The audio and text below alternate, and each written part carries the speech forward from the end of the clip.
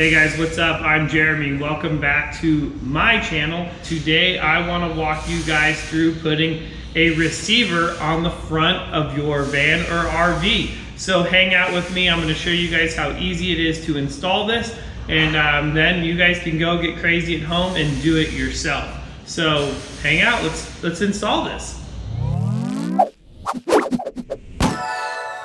This particular hitch is made by etrailer.com, and this is a look at the hitch and all the hardware that comes along with it.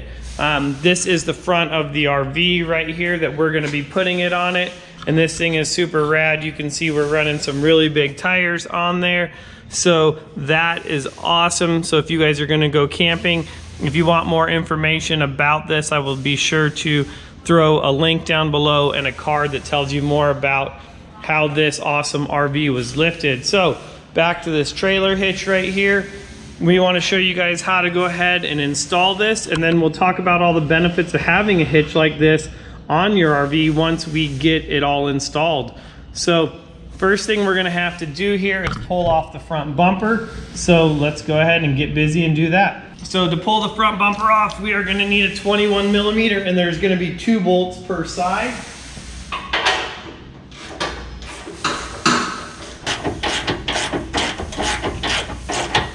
Now when I'm doing this, I left all but one thread on one side, and then you can see I'm kind of holding it with my knee over here on this side. I'm going to go ahead now, hold it with my hand. I can take this all the way off, and then once I do that, now I can actually, it'll just kind of rest there, but I can pop out and just remove that whole bumper by myself. We need our drill, and we're going to have to drill up the holes right here for this, because the holes in the frame are way smaller. They're going to be like a 1/4 inch hole. So let's go ahead now, and we're going to drill the holes on the frame.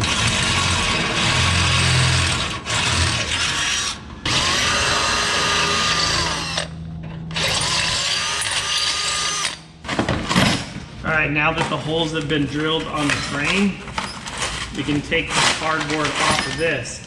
So now what we're going to do is take our bolt and our carriage bolt, and we can slide that into each other. And then what we're going to do is, now you can see that our holes are bigger inside there. We're going to take that and drop that in the hole. And now let's go ahead and do that to all 4 holes. Perfect. And now that you see you have all 4 of the washers and bolts in the frame, and that's why you have to take the bumper off right here, is to be able to get the access inside this hole in order to put those in there. Otherwise, if you didn't take the bumper off, it would make that super difficult.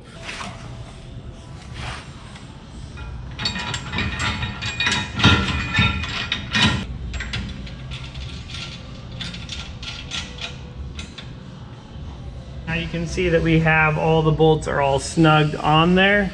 And so now what we'll do is we'll grab the impact and we can tighten these all down. And so now this is using a 3/4 inch socket. And what we're doing is we're just gonna snug these up, because it says in the directions that we're gonna wanna torque it down. So let's look at the torque specs that are in the directions on this particular kit, and then we can go ahead and torque those down to that. So on this specific one, it's telling us to torque it down to 75 foot-pounds. So that's what we're doing to all 4 of these bolts right here. Here now we have all 4 bolts torqued down to 75 foot-pounds. Make sure you guys read the instructions on what come with your hitch in order to make sure that you tighten it down to the recommended specifications. We'll see on here that it's going to tell you, like right here, so 500 pounds of tongue weight, and then 9,000 pounds max winch line or pull. So I know a lot of you guys like to be able to have the ability to take that winch from the rear of the vehicle or to the front of the vehicle. That's really important to you, so then that way you can do it. Now, technically this RV is going to be way over the 9,000 pounds recommended for this. So keep that in mind, that this is kind of a little underbuilt for the application. If you were going to be using it as a winch line, not really made for that, at least not this specific hitch. But for this particular customer that wants to be able to put more gear on his RV and put like a Joe hauler on the front, it's gonna work out really good. If you take a peek in there as well, you're gonna see that this is a 2-inch receiver right there. So most of what you see on any kind of vehicles is going to be a 2-inch receiver. So pretty uniform across the board. So the next thing what we're gonna do is go ahead and install this front bumper that we have here. And we love this front license plate, it's super cool. Mad thumbs up, and thank you to all of you that serve in the U.S. Marines and all of first responders and in the military out there. Mad respect for you guys. But we're gonna have to remove this because we're gonna have to make a notch out in this bottom portion of this right here in order to get it to clear this hitch right there. So let's go ahead, let's remove the license plate frame, and then we can kind of get a measurement here of what we're gonna have to cut away in order to get it to clear that hitch.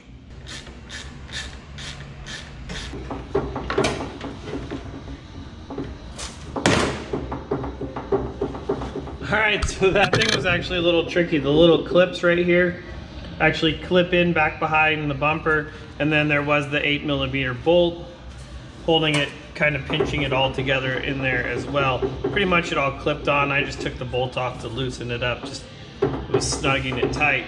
So now what I'm gonna do is I can kind of hold the bumper up on there, and I will hold the bumper up on here. I can kind of see about where it's gonna need to be cut away. It's gonna be right here in the middle of this. So as we go ahead and flip this around, we can see how just right here in this center section, how we're gonna have to cut that out right here to get this to go on all the way. So the outside of that's 2.5. We'll see if we can get it to kind of slide over. And if we measure this, 5.5.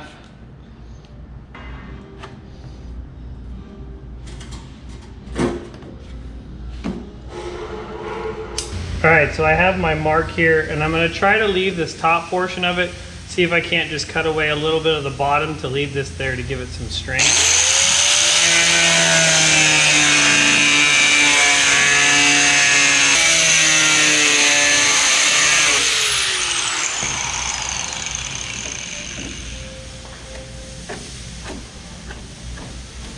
All right, so now that that's all cleaned up, let's go ahead and see how this sits on there and if that's gonna be enough room to give it the clearance that it needs in order to go back on.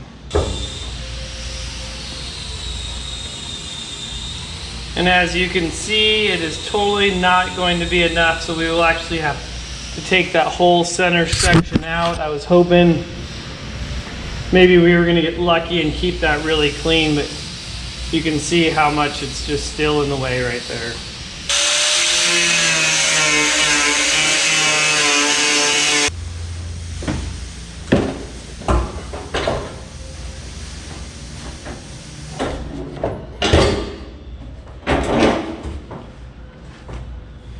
So you can see there why we had to cut all that away, is it really giving it all, taking all of it up. Now what's nice is that's gonna fit in there really tight. I didn't cut it all the way.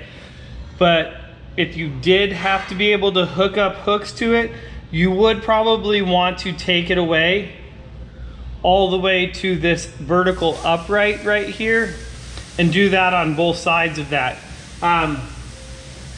I also noticed this isn't an actual etrailer.com. That's where it came from, and this is actually a Draw-Tite hitch.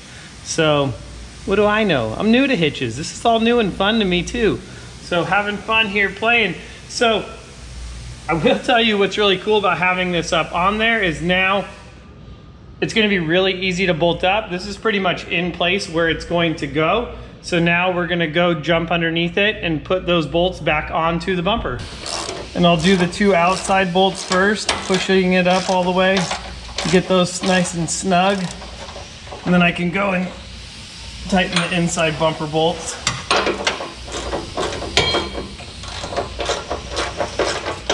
Next, what we've done is we've loosened up a couple more of the 8mm bolts behind the bumper here, because I know in a lot of states you have to have a front license plate. However, he has this awesome Marine Corps license plate. We do not want to have him not representing. So what we did is we loosened it up. I was able to put it back in, slightly offset to one side, and get it to all clip back on there. So that's going to be super awesome. And then I can just go ahead now and poke his license plate back in here. So there it is, guys. So this thing looks super awesome. So we only have one thing left on there. And that now is just the last thing to go. It's going to be this plastic balance piece that's going to go back up underneath there. So let's jump under there and see how this thing is actually going to even fit, or if it still does, because the hitch kind of looks like it's going to be in the way of that. So there it is, guys. So this thing looks super awesome. So we only have one thing left on there. And that now is just the last thing to go. It's going to be this plastic balance piece that's going to go back up underneath there. So let's jump under there and see how this thing is actually going to even fit, or if it still does, because the hitch kind of looks like it's going to be in the way of that. All right, so this thing is going to completely not go back in there. And the reason why is these are the bolt holes up here where this was supposed to mount to, or did mount to originally, and then would kind of clip in there. But as you can see, back away from this thing, there's no way to get that to go back up with that hitch in there. So, yeah, guys, doesn't look like there's really anything you can do. Not the end of the world, but let's jump back now and take a look at this. Super clean in the front, just barely sticks out right there. And then as you look in there, you can kind of see the receiver tubes going back into the frame. Overall, a fairly easy install. Very minimal amount of tools necessary to do it. Really, it was a 3/4 wrench, an 8mm or a 3/4 socket, torque wrench to torque those down.